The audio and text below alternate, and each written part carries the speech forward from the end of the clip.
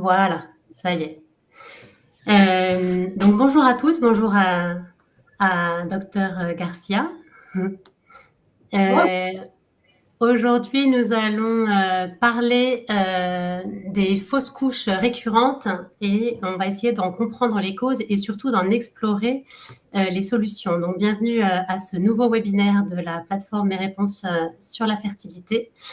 Comme vous le savez peut-être, Mes réponses sur la fertilité, c'est organisé par la Société européenne de fertilité qui a été créée dans le but de soutenir, de sensibiliser et d'éduquer les patients qui doivent avoir recours à la PMA pour réaliser leurs rêves. Et pour cela, on invite les meilleurs experts d'Europe en fertilité pour pouvoir vous donner justement toute cette information afin de pouvoir prendre des décisions éclairées.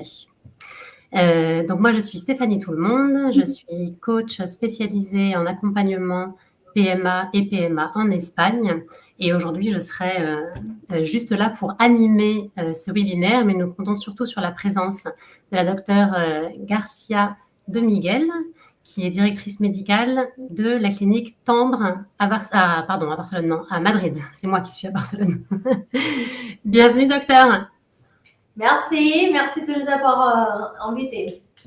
Avec grand plaisir, avec grand plaisir. Alors, le webinaire va se dérouler de la manière suivante. Le docteur Garcia va faire une présentation donc, sur le sujet des fausses couches, leurs causes et surtout les solutions possibles.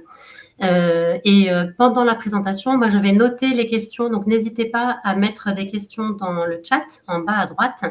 Je vais les noter au fur et à mesure. Et à la fin de la présentation, on prendra le temps qu'il faut pour répondre à toutes les questions que vous pouvez avoir sur ce sujet.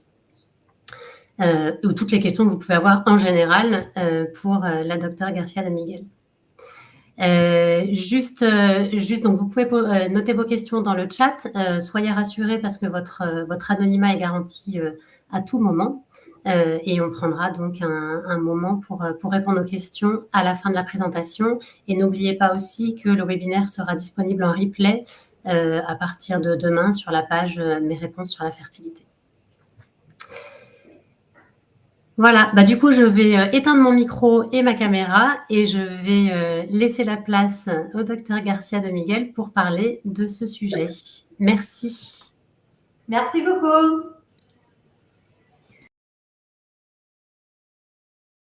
Et par rapport à fausses couches récurrentes, comprendre des possibles causes et des possibles solutions. On parlera de la définition de fausse couche et de tous les possibles problèmes qui sont la cause plus fréquente par rapport à les problématiques qui affectent pas mal de patients de fausse couche à répétition. On va voir la définition. Qu'est-ce que c'est le fausse couche? C'est la perte de grossesse avant de la semaine 24. Entre 20 et 25 ans, la probabilité d'avoir une fausse couche, c'est autour de 10%. Donc, même dans le maximum conditions de fertilité pour une femme, c'est pas 0%.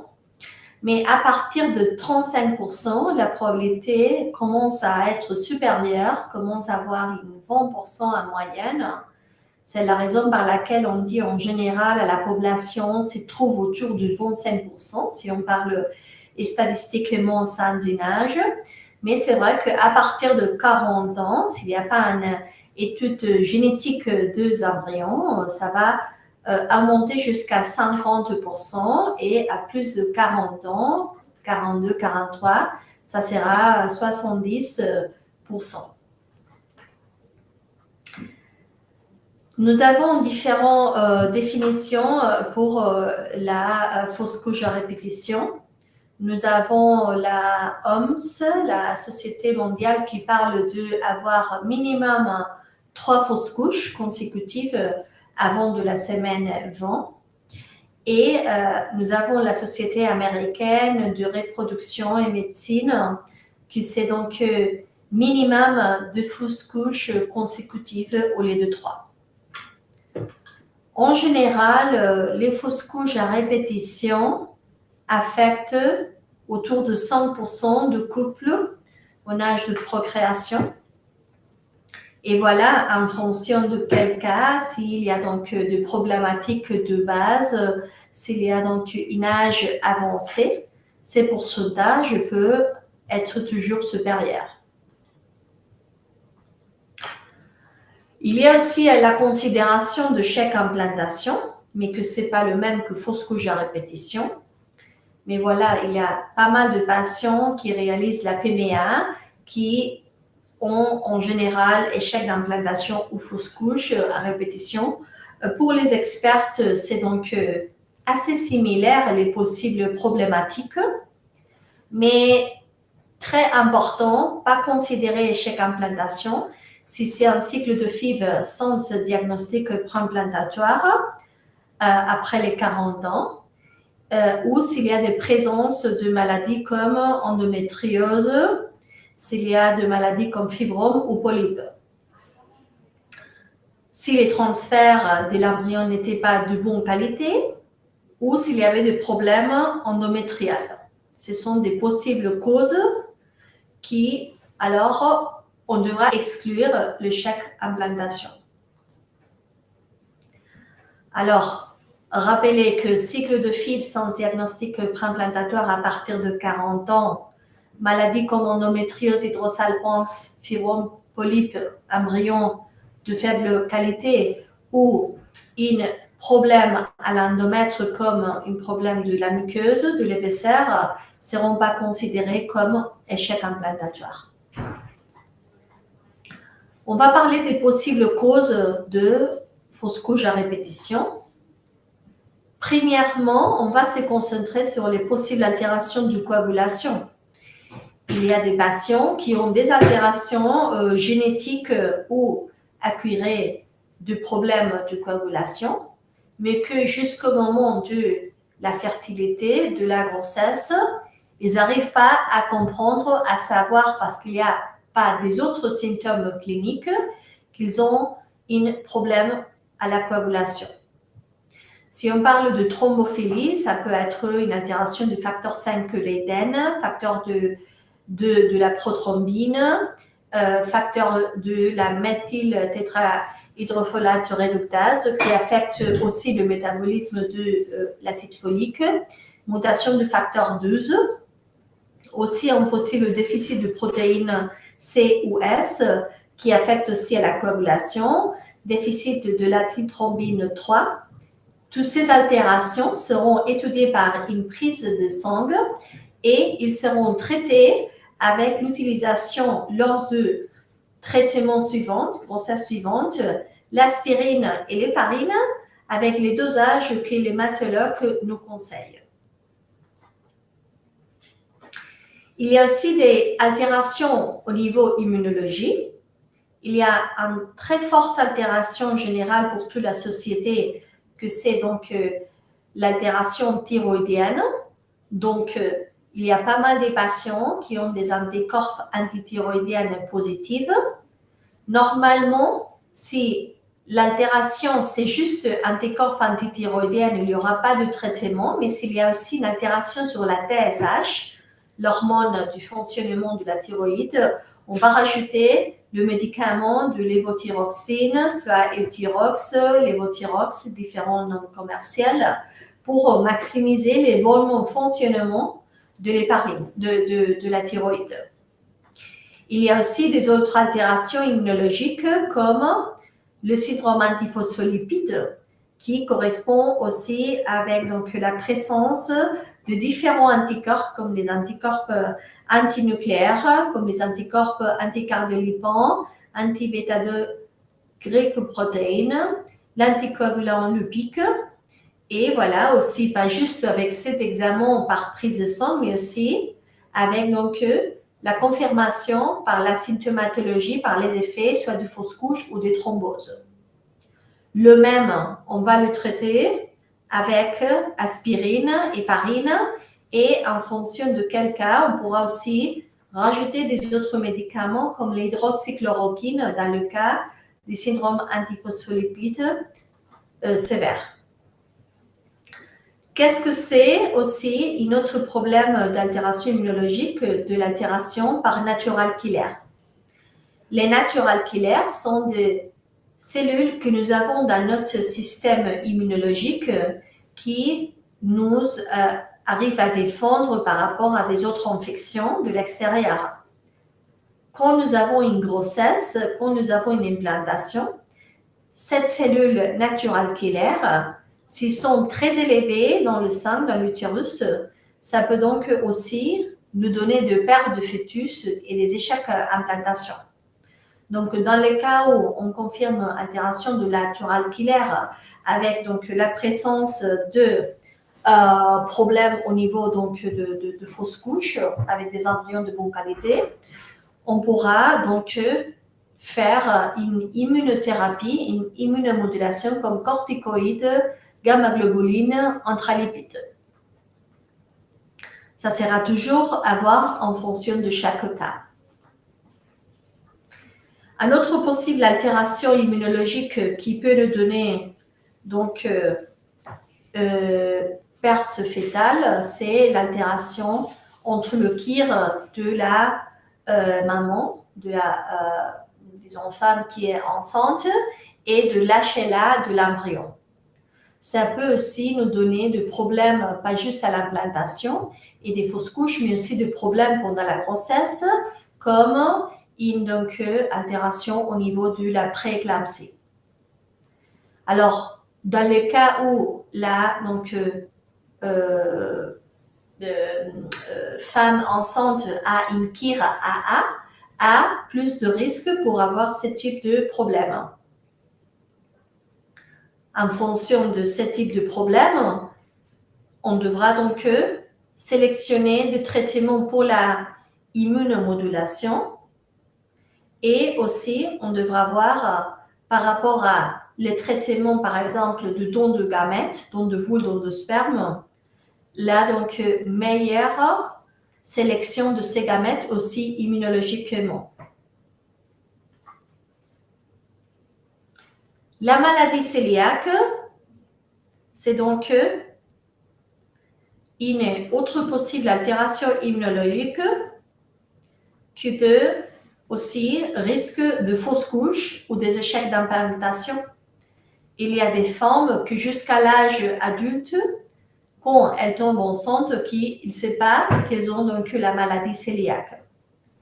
Si jamais nous avons des problèmes de ça dans une femme, on va le recommander, relancer le gluten pour pouvoir améliorer l'environnement immunitaire. Des autres possibles problèmes, donc on a parlé de problème coagulation, on a parlé du problème immunologique, maintenant on va parler de l'utérus, de la maladie intracavitaire. C'est très important dans les sujets de fausses couches, faire des échographies par 3D, des échographies donc de très moderne technologie pour voir si jamais il y a des altérations au niveau polype, fibrome, adhérence. Et dans les cas où ça c'est pas possible, on pourra faire aussi une hystéroscopie. Aussi, il faut faire attention dans les échographies, évaluer que les trompes ne sont pas donc altérées. Il n'y a pas donc d'altération de liquide à la cavité, ce qu'on appelle hydrosalpance, que c'est une possible cause de fausse couche. Si jamais ça arrive, une hydrosalpance unilatérale ou de deux côtés, on devra faire une salpingectomie, c'est-à-dire enlever la trompe affecte pour éviter l'aspect toxique pour les embryons de cette liquide. Pour des autres possibles problèmes de l'utérus sont des malformations. Donc, pas juste une polype, pas juste un fibrome, pas juste une adhérence. C'est donc sinon des malformations au niveau de la cavité, au niveau de la structure. Donc, nous avons des altérations comme par exemple le double utérus, l'utérus en T l'utérus aplasique. Donc ça, ce sont des altérations qui ont un risque plus fort de fausse couche. On devra voir s'il y a des possibles corrections ou pas. Aussi par rapport à l'endomètre, c'est très important voir l'épaisseur avant le transfert. L'idéal, c'est arriver entre 7 et 12 mm avec le triple feuillet. Et il y a des patients que pour des malformations comme l'utérus hanté ou l'utérus aplasique ou pour des curettages précédentes qui n'arrivent pas à ces minimum 6-7 mm. Dans ce type de patients, pour faire le maximum, on recommande de faire le cycle naturel, on recommande de faire le cycle de gonadotropine, rajouter l'aspirine, éventuellement le Viagra, la pendoxyphyline pour améliorer les fonctionnements de cet endomètre. Alors, donc, la réceptivité endométriale, c'est la fenêtre temporelle pendant laquelle l'endomètre a une grande possibilité pour faire l'anidation. Ça veut dire qu'il y a une période de temps lors d'un cycle d'une patiente qui c'est le maximum probabilité pour tomber enceinte, pour implanter. Nous avons des technologies par biopsie de l'endomètre pour étudier chaque cas en concret et voir s'il y a des choses à améliorer lors du prochain traitement et faire le maximum pour un transfert individualisé. La biopsie time nous parle de la fenêtre d'implantation. On va reproduire comme un transfert le même médicament, le même protocole, et la biopsie nous dira si l'état est pré-réceptive, réceptive ou post-réceptive. Donc, si la fenêtre est décalée, c'est qui normalement c'est 25% de nos patients, il y aura un transfert personnalisé et on devra adapter lors du transfert la période de progestérone selon ce que le rapport nous parle. Par rapport à la biopsie méta, c'est une biopsie recommandée par rapport à patients d'infertilité des causes inconnues, même s'il y a des fausses couches ou des échecs en implantation, et nous parlera s'il y a des agents pathogènes comme bactéries, par exemple uréaplasma, mycoplasma, et nous dira s'il y a un traitement spécifique à faire, soit antibiotique ou probiotique ou les deux. On va parler aussi du facteur masculin parce qu'en général, tous les experts de PMA, on parle régulièrement de l'âge, de la qualité des ovules, on parle pas mal de choses de l'utérus, mais par rapport à les facteurs masculins, les spermes, il y a des fois où on n'étudie pas en profondité. On recommande de faire des études de fragmentation de l'ADN dans le cas de patients de fausses couches à répétition et aussi des études génétiques de vos chromosomes aux spermatozoïdes. Nous avons ici le résultat qui considère de normalité par rapport en échantillon de sperme, volume entre 1,5 et 3 ml, concentration minimum 15 millions par millilitre, mobilité A plus V 39%, et morphologie plus de 4% de spermatozoïdes normales. Après, il y a des patients qui ont ce type de résultats tout à fait normal, mais que si on ne fait pas des tests en profondité de la fragmentation, de la génétique, on ne verra pas de problème en concret. Alors, la fragmentation, on l'étude par le test Comet Fertility sur un échantillon de sperme. On revise la fragmentation, on revise la rupture de la bande de l'ADN. En cas d'ICSI, il peut avoir rupture dans celle bran ou rupture de la double bran. Sur la celle bran simple, ça sera plutôt l'altération de fécondation. mais par contre, la rupture du double bras, ça serait sur des possibles altérations chromosomiques dans les embryons obtenus. Aussi, peut-être, nous donnera une cinétique embryonnaire plus lente et, en général, un taux d'implantation plus faible en risque de fausse couche supérieure.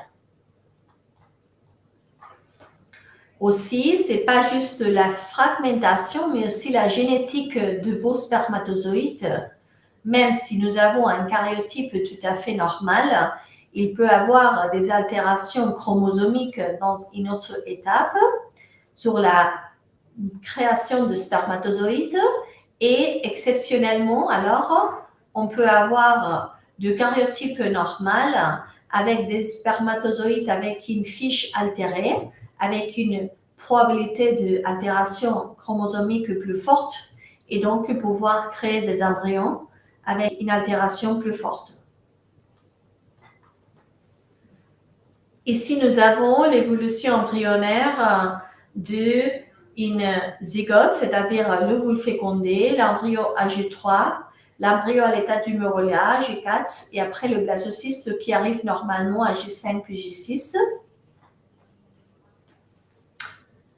Et ici, on peut donc nous rappeler avec cette image la proportion de anéuploïdie, la proportion de fausses couches qui augmente avec le pass de temps. À partir de surtout 35 ans, commence à augmenter, mais c'est à partir de 40 ans en moyenne que la probabilité de fausses couches commence à être tellement supérieure.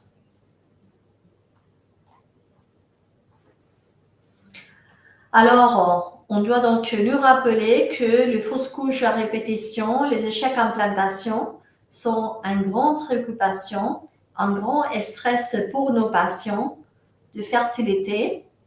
Et c'est très important, ensemble, lui donner le maximum perspective d'espoir, discuter de toutes les possibles causes et technologies pour améliorer les chances d'avoir une grossesse évolutive et un bébé né. Merci de votre attention et on sera disponible pour commenter votre cas et arriver à des possibles solutions. Merci, docteur. Merci beaucoup pour cette présentation très complète. C'est vrai que c'est des processus qui sont extrêmement difficiles à vivre. Et ce qui est très difficile souvent, c'est de ne pas avoir de réponse, d'explication. Et donc, en fait, vous nous avez donné plein d'informations. Et je pense que la clé, en fait, ça doit être un traitement personnalisé, vraiment aller regarder en fonction du cas de la personne et proposer vraiment un diagnostic personnalisé et un traitement personnalisé. Tout à fait. Ok. Alors, surtout, j'ai reçu quelques questions qui sont dans le chat. Je vais les lire au fur et à mesure. Mais surtout, n'hésitez pas à poser vos questions. C'est le moment ou jamais d'avoir la réponse du docteur Garcia sur votre situation ou sur des questions un peu plus générales. Je vais commencer à lire les questions qui sont déjà dans le chat, mais n'hésitez pas, vous êtes encore à temps pour écrire des questions si vous le souhaitez. Alors, la première question, c'est une personne qui a 44 ans, qui est en solo, en double don, et qui dit « J'ai fait 3 transferts d'embryons euploïdes qui se sont soldés par 2 échecs d'implantation et une grossesse biochimique. Il me reste un embryon euploïde de qualité moyenne. Ma clinique me propose de le transférer sans rien faire de plus par rapport aux précédentes tentatives, mais évidemment, cela ne me convient pas. Quelles seraient vos recommandations? Et recommandez-vous de refaire un cycle en changeant peut-être de donneur? » Vous pouvez répéter, s'il vous plaît? Oui. Double don, en solo, 44 ans. Elle a fait 3 transferts d'embryons qui sont OK au DPI, qui sont euploïdes. Et elle a eu 2 échecs d'implantation et une grossesse biochimique. Et il lui reste un embryon qui est de qualité moyenne. D'accord. Et donc, elle voulait savoir quelles seront vos recommandations pour un prochain transfert. Et peut-être éventuellement, est-ce qu'il ne faut pas aussi changer de donneur, refaire un cycle avec des nouveaux donneurs? Elle est en double don.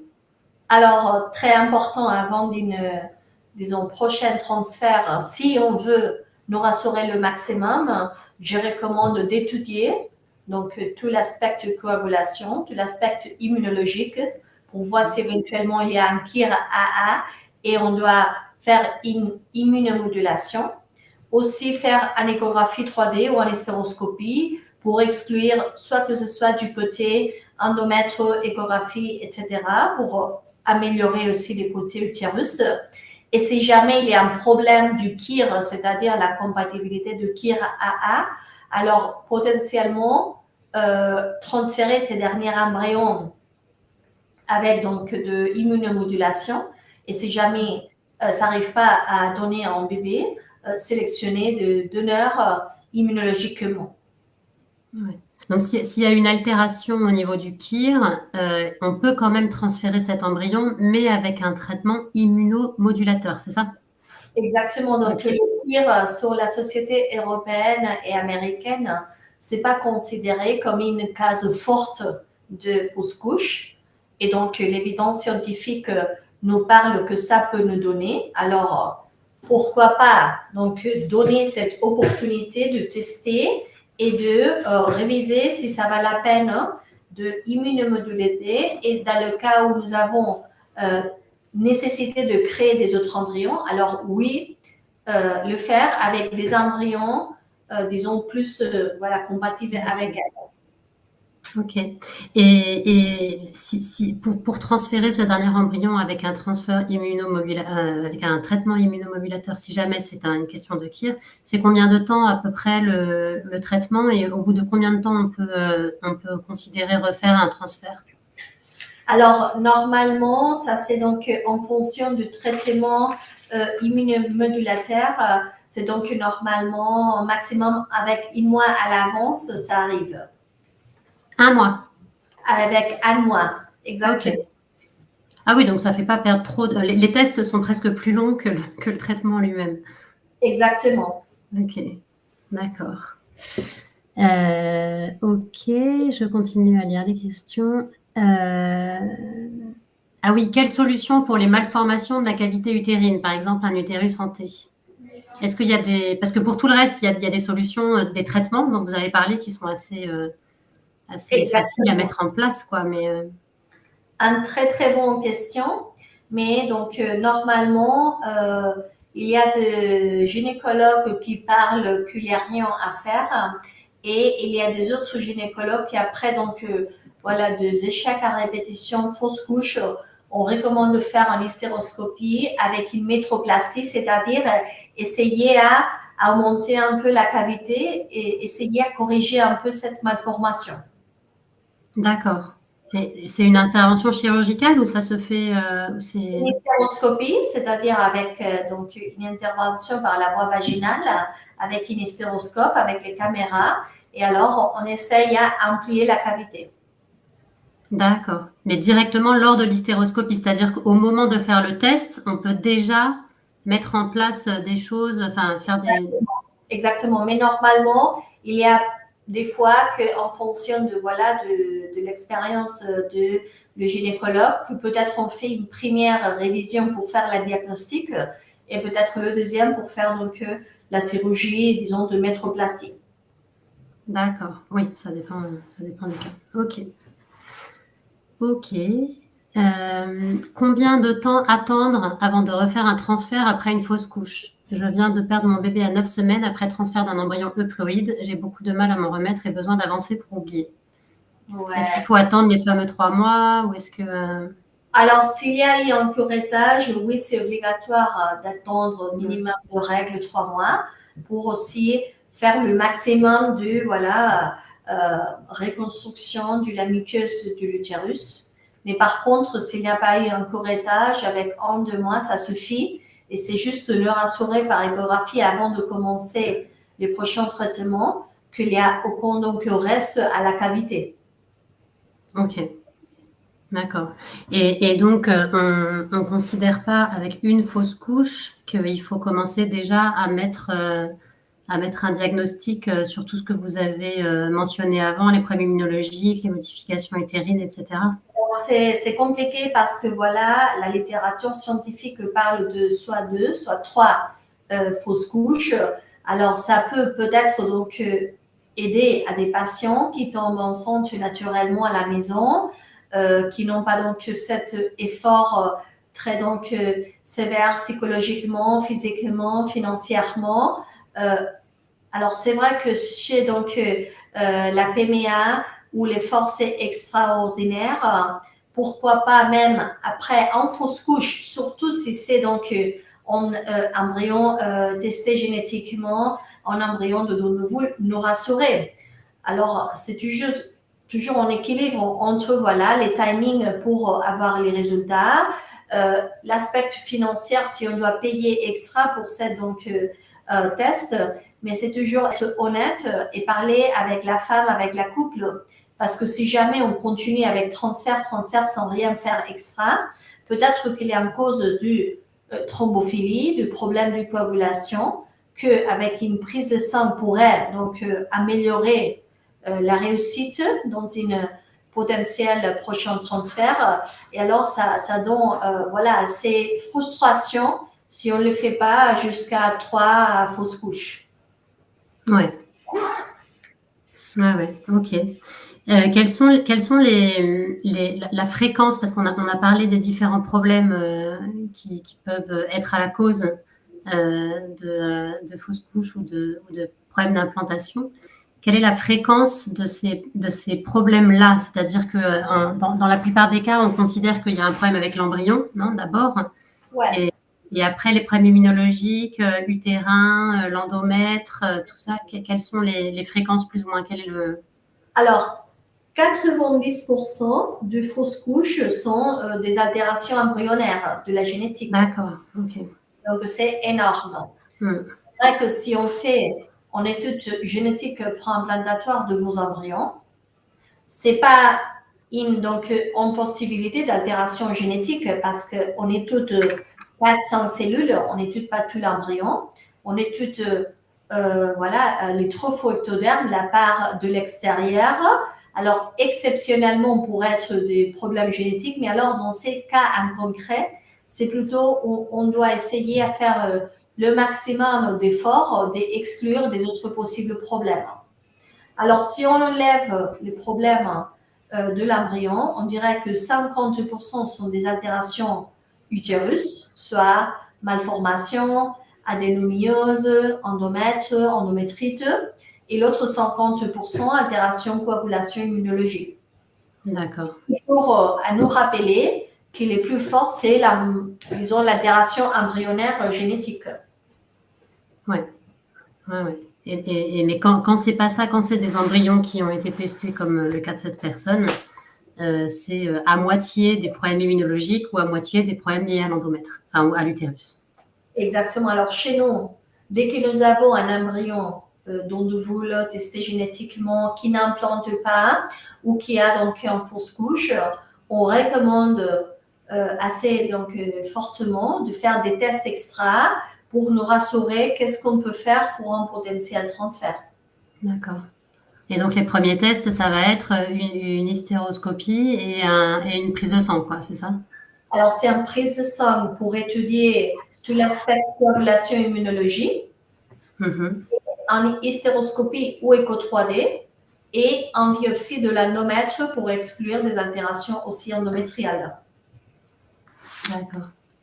Et alors, juste pour être sûr que tout le monde comprenne bien, quelle est la différence entre une écho 3D et une hystéroscopie? La différence, c'est la technologie qu'on utilise. L'échographie 3D, c'est donc pas forcément avec une sédation, donc c'est dans une salle. Donc, nous avons besoin d'une machine assez, donc, disons, de dernière technologie et un professionnel aussi avec une expérience de pouvoir voir par écho 3D s'il y a un problème. Donc, on dira que pour la patiente, c'est plus agréable de faire un écho 3D. L'hystéroscopie, c'est avec une technologie différente qu'il s'agit d'introduire par la vagine et les cols du cervix à la cavité une caméra que aussi avec l'introduction de l'eau, on pourra donc expandir la cavité et voir avec nos yeux directement, avec une caméra, s'il y a des altérations à la cavité. Il va aussi nous permettre de prélever des échantillons, si jamais nécessaire, avec une biopsie. Et aussi, il s'agit de faire voilà, une formation assez forte en PMA, parce que c'est pas le même faire en hystéroscopie pour une patiente qui a la ménopause ou qui a un polype qu'une patiente qui a fausse couche à répétition. Oui, bien sûr. Ouais. Ok, d'accord. Ok. Alors, il y a une autre question qui est arrivée. Je vais la lire, elle est un peu longue. Bonjour, j'ai 44 ans. L'an dernier, j'ai fait une fausse couche à 8 semaines. J'ai eu un transfert au mois de juin suivant qui n'a rien donné. Un mois plus tard, on m'a fait une biopsie d'endomètre et on a découvert une endométrite chronique qui a été traitée par antibiotiques. Je viens de refaire une fausse couche à 7 semaines. Est-ce que ça serait utile de reprendre le traitement antibiotique en prévention avant mon prochain transfert? Car refaire une biopsie, attendre les résultats et prendre le traitement en France va prendre 4 mois. Et si le transfert ne fonctionne pas, je souhaite tenter encore une FIV avec DPI avec mes ovocytes en Espagne et je ne peux plus me permettre de perdre 4 mois. Je comprends. Voilà, c'est très, très dur. Alors, ce que je dirais, c'est premièrement, si la dernière fois, il y a eu une biopsie de confirmation que tout était bien nettoyé, alors je pense que pas forcément nécessaire de reprendre l'antibiotique. Et on peut donc faire un cycle de DPI en Espagne en parallèle, faire les prélèvements d'une biopsie pour nous rassurer si tout va bien. Parce que lors d'une FIV avec le PGT1, on ne doit pas donc transférer le montant. Donc, c'est possible de faire les deux choses ensemble. Je dirais que si ces embryons n'étaient pas testés génétiquement, si donc à la biopsie, normalement, tout était bien identifié et traitement antibiotique avec une correction, je pense que c'est plutôt embryonnaire. D'accord. Alors, je sais pas dans ce cas si les embryons étaient testés génétiquement. Est-ce que c'est possible de faire un DPI sur un embryon qui a déjà été congelé? Et est-ce que c'est risqué surtout? Oui, c'est techniquement faisable, mais c'est vrai qu'après, la probabilité d'accroche sont inférieures parce qu'il s'agit de décongeler, faire une biopsie. Donc, ça, c'est un peu plus, voilà, compliqué et affecte plus à l'embryon que si on fait en frais parce qu'il y a donc différents processus à faire. Donc, même si la technologie, c'est faisable, et j'ai des patients qui ont eu ce type de, voilà, de problème et nous avons fait de DPI sur des embryons congelés. C'est pas l'idéal et l'idéal, c'est de faire avec tous les embryons que nous avons en frais et faire la biopsie avant de congeler. Oui, bien sûr. Ouais. La personne précise qu'elle n'a pas fait de DPI car la FIV a été faite en France. Et en France, on ne peut pas faire de DPI. Voilà. Alors, je dirais que dans ces cas-là, la principale donc, cause de fausse couche, clairement, c'est l'embryon, parce que plus de 90% sera l'altération de l'embryon. S'il n'y a pas eu donc une biopsie de reconfirmation, alors ça dépend de l'altération à la première biopsie pour lui dire, lui communiquer si ça va la peine ou pas. Mais encore une fois, avec donc 42, 43 ans, le risque d'altération génétique, c'est très, très fort. Et je pense, dans ces cas-là, ça ne va pas la peine forcément de refaire une biopsie.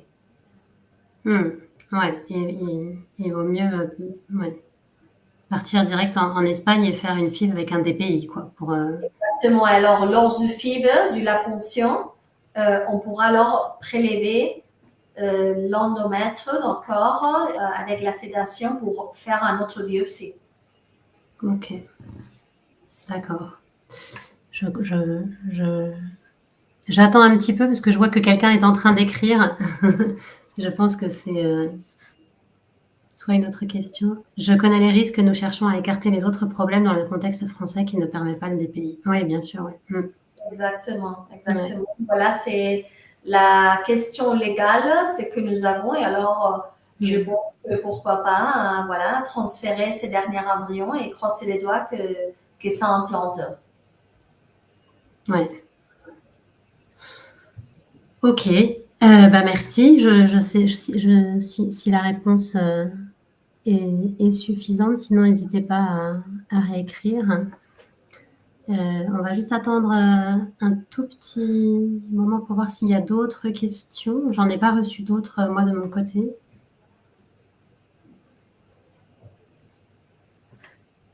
Voilà, donc elle dit exactement merci. Prochaine étape, l'Espagne si besoin. Oui, on espère que vous n'aurez pas à venir en Espagne. Pas conscient, exactement. Ok. Si jamais c'était le cas, néanmoins, en tout cas, je pense que vous proposez une consultation en visioconférence, non? Pour les personnes qui sont en France. Exactement, il y a deux options, donc soit faire un premier rendez-vous par vidéo, soit venir directement à connaître la clinique, à nous connaître donc face to face. Donc on s'adapte pour les deux choses, c'est donc le mieux pour chacun. D'accord, ok. Et donc ils prennent. L'idée, c'est de vous contacter au travers de la page web de la clinique. Exactement, par la page web, sinon aussi par téléphone. C'est donc Agnès, la personne qui fait donc tous les contacts de nos patients possibles françaises. Et voilà, elle fait donc en première consultation pour voir en quoi pourrait consister cette altération de problème. Et elle organise en premier rendez-vous avec la doctoresse, soit avec moi, ou avec un de mes collègues, doctoresse Angela Yaneza ou doctoresse Marina Diaz. D'accord, ok. Et tous les tests dont on a parlé, le KIR, les prises de sang, les échos 3D, les hystéroscopies, etc., pour des patients qui habitent en France, vous recommandez de les faire en France et de vous envoyer les résultats, ou vous recommandez de venir les faire en Espagne pour ceux qui seraient traités chez vous, par exemple? Excellente question. Alors, ça dépend aussi parce que voilà, pour les KIR et quelques altérations spécifiques de l'immunologie, c'est pas évident de trouver un labo qui les fait. Donc, si on veut le maximum pas se déplacer, être remboursé, alors pourquoi pas essayer en France et après, donc, commenter tous les résultats par vidéo ou par téléphone.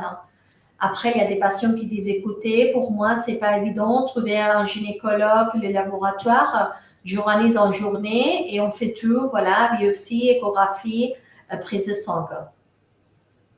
Ok. D'accord. Donc, les deux sont possibles, en fait. Tout à fait. Ok. D'accord. J'attends juste quelques secondes parce que je vois qu'il y a quelqu'un qui est en train d'écrire. Donc, alors oui, le Kirlac est fait par l'établissement français du sang Auvergne-Rhône-Alpes. Oui, effectivement, mais je crois qu'il y a un labo en France et c'est celui-ci qui le fait. Et il faut envoyer les échantillons à ce labo-là, quoi. Exactement. Ok. Eh ben, merci beaucoup. Si jamais il n'y a pas d'autres questions, on va s'arrêter là. Si jamais il y a d'autres questions qui arrivent après le webinaire, n'hésitez pas aussi à les poser. Donc, soit en demandant un rendez-vous avec la clinique Temple, soit en nous envoyant un message avec la question. Et de toute façon, donc, le webinaire sera disponible en replay dès demain sur la page web Mes réponses sur la fertilité. Voilà. Merci à vous, docteur, et très bonne journée. Et merci à tous et toutes les participantes. Et surtout, bonne chance. Voilà, on pense à vous. Exactement. Courage. Ouais, et courage. Merci beaucoup et bonne journée. Bonne journée à tous. Au revoir. Au revoir.